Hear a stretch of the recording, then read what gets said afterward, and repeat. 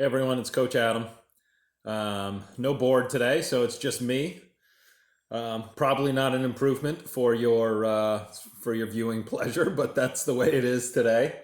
And I really just wanted to circle back on the U12 scrimmage that we had, I don't know, a week or two ago with Coach Rob and the other U12 teams. And generally, I was really happy with how that went. And I think that we should be happy with the fact that we got a chance to play with some experienced U12 players, some older girls, and we were able to hold our own. So thanks for everyone who could make it there, and like I said, we should be really happy with how that went, I think. Now, there was one thing that I did want to touch on, though, before the season started, and I think this is going to be something that we have to think about and work on throughout the year. And I thought it was very apparent in the game or in the scrimmage, and that is we need to want the puck more. Okay, you play hockey with the puck. You can only score goals if you have the puck. You can only win hockey games if you're controlling the puck. And I'm going to talk about three different examples, and it really covers two different themes in terms of wanting the puck. And the first one is when we don't have the puck, okay? And I think this is different than the other two. When we don't have the puck, we need to move our feet and take away time and space and put pressure on the other team who's either controlling the puck or is going to get the puck. Think about it from your own perspective. If you have the puck, would you rather the opposing team glide at you, give you time and space to make a play, or would you rather they skate as fast as they can and take away all your time and space very quickly? You'd rather have time and space, right? That gives you time to make a play. You're more comfortable. When somebody is pressuring you really aggressively and really quickly, that makes you uncomfortable, right? And so when the shoe's on the other foot, you need to make sure that you're making the other team uncomfortable, right? In this, it's really about a mindset. It's just about deciding that you're going to hustle and you're going to be one of the harder working players on the ice. And I think that's going to be very important for us to have that as an identity this year. We're going to need to be the hardest working, more aggressive team on the ice because we're probably going to be playing against a lot of teams that have more talent than us this year. So we're going to have to outwork them, okay? So start thinking about that now. When you're in practice, when you're in the game, you need to be moving full speed, taking away time and space when you don't have the puck. The other two examples are when we are controlling the puck. And the first one that I noticed is, let's say the opposing team dumps the puck in our zone and then they get off the ice for the change, right? So we have what's called a controlled breakout. We have time to go back to get the puck with the defenseman, and that first pass should be automatic because the other team is leaving the ice. Okay, and what was happening is our defensemen were going back to get the puck and they were turning up ice, and our wingers and center were watching them rather than skating back, getting butt on boards, and getting ready for the pass, right? So that's one example. Not getting back to support the puck, right? Not putting yourself in a position to receive the puck. The other example, and I saw this a few times, and it was mostly in the middle of the ice, okay, with the centers. We actually had good puck support. The centers were doing a good job. You know, the puck would go to the wing. Our centers would cut across the ice. They'd be 15 feet away from them. Perfect spot to receive the puck. But their stick would be in the air and they wouldn't be calling for the puck. They were where they needed to be to get the puck. But what they were saying with their body language was, please don't pass me the puck. Okay? I don't want it. We need to want the puck. Okay? There's my crazy dog barking at who knows what. And you don't need to, let's get this straight. I don't want you to get the puck and then try to skate through everyone on the other team, right? I want you to get the puck and make a play. It's 2 seconds, right? You get the puck, and you get 1 second to figure out where your teammates are. and you get the second to pass it to the right person, right? That's as much as you need, right? That's making a play. You don't have to go coast to coast and put it top shelf, right? 2 seconds. That's what we need. We need everybody to want the puck for 2 seconds. Okay.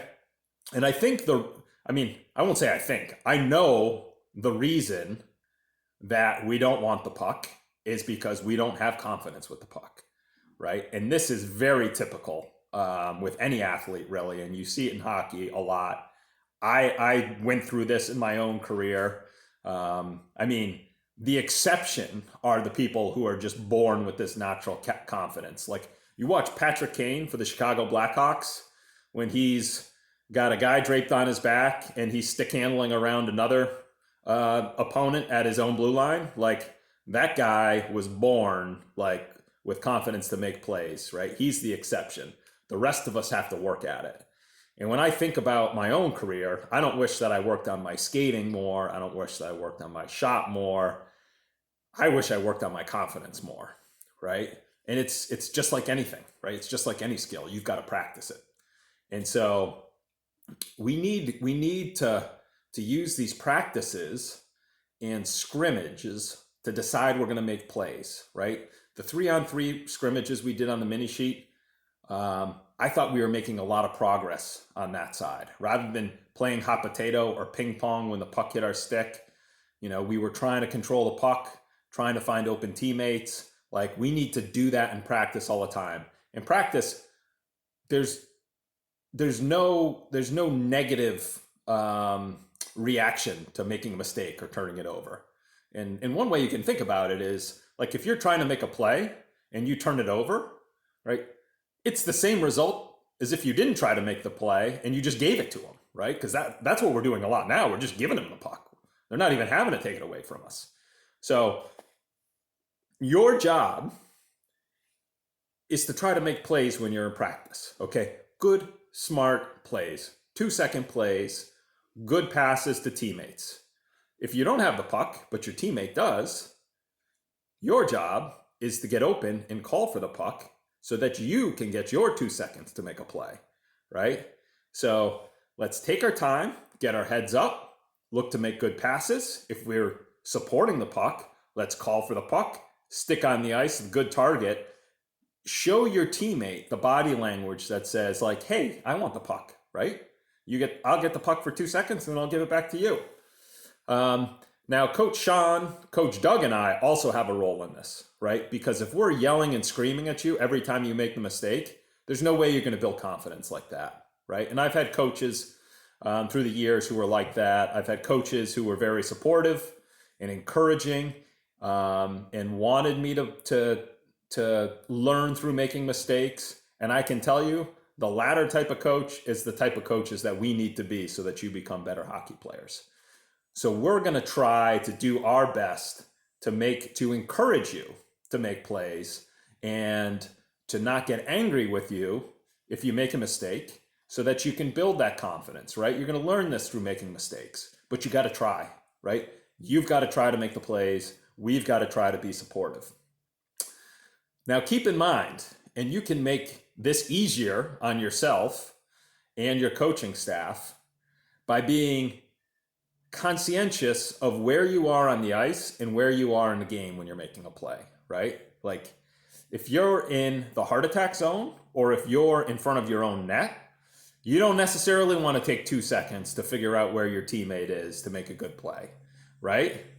You might want just to clear it out of the house, or it might be the chip around the defenseman into the neutral zone so that you're not trying to stick handle it through the heart attack zone, right? So be smart about where you're trying to be creative and where you're trying to make safer plays.